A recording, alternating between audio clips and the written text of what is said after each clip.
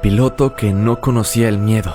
24 de agosto de 2001. Un vuelo comercial a través del Océano Atlántico viaja desde Canadá hasta Portugal. Luego de casi 5 horas de viaje, las luces se apagan y los pasajeros se quedan en completo silencio. Poco antes del amanecer, volando sobre el océano y a 12.000 metros de altura, el silencio absoluto solo puede significar una cosa: el avión se apagó.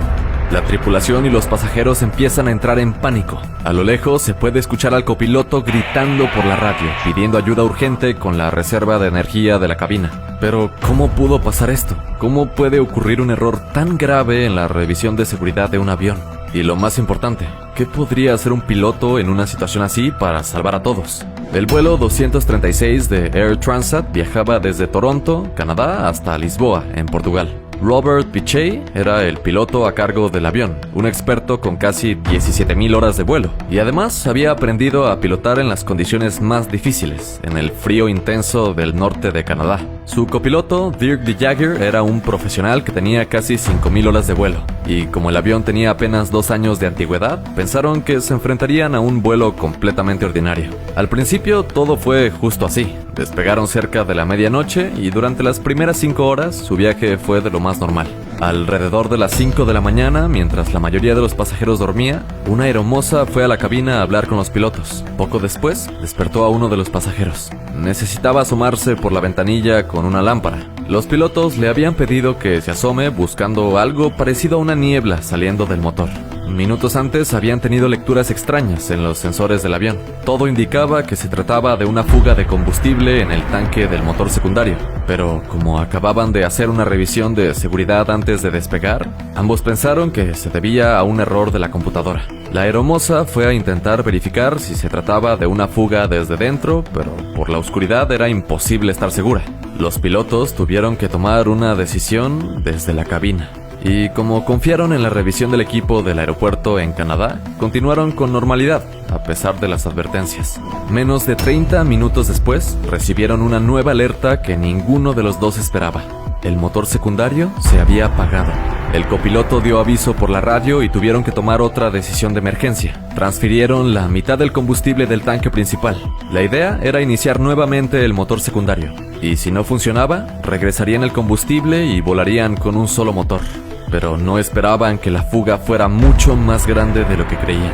Durante los próximos 10 minutos perdieron todo el combustible que habían transferido y el motor secundario volvió a apagarse. Por aquel error sabían que se habían quedado sin combustible suficiente para completar el viaje. Robert calculó que les quedaban menos de 20 minutos de vuelo con un motor.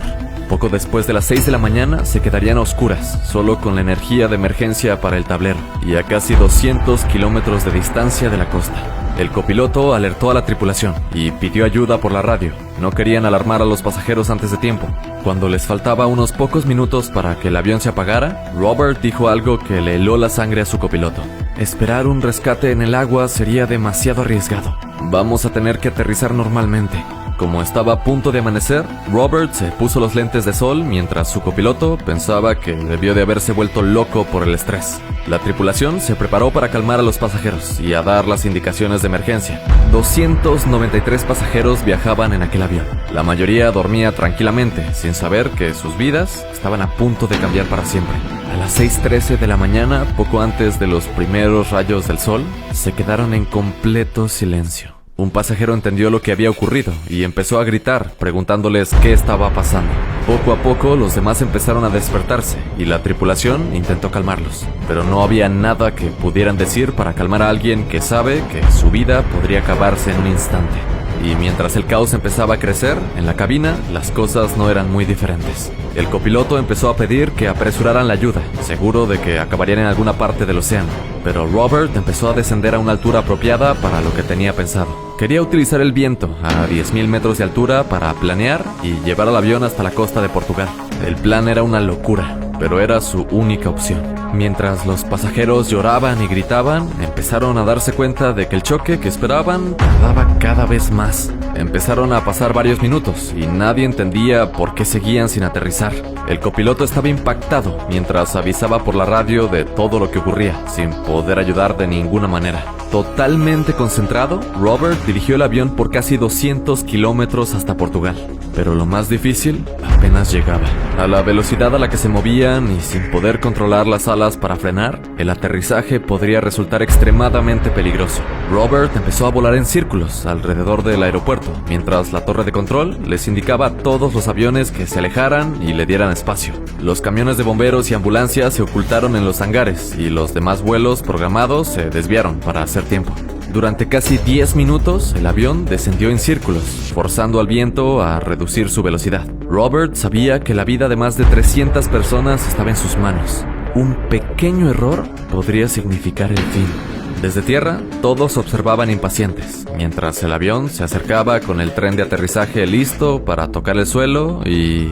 Mientras se deslizaban por la pista de aterrizaje, los servicios de emergencia aceleraron para alcanzarlo. Las llantas del avión empezaron a reventar una por una debido a la fricción, pero lograron detenerse a la mitad de la pista. Las puertas se abrieron y bajaron por las rampas de descenso de emergencia. Algunos pasajeros bajaron tan rápido que se lastimaron al saltar.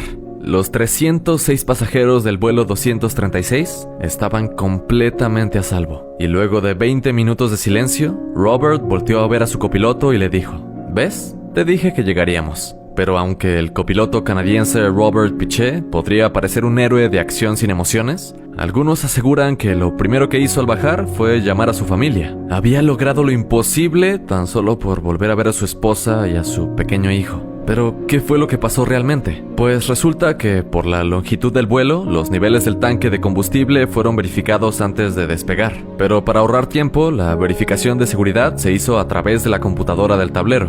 Nadie revisó personalmente los tanques de combustible, así que no había forma de saber que, debido a los cambios de presión, una pequeña grieta, la culpable de todo, había aparecido a un costado del segundo tanque y explotó con la altura.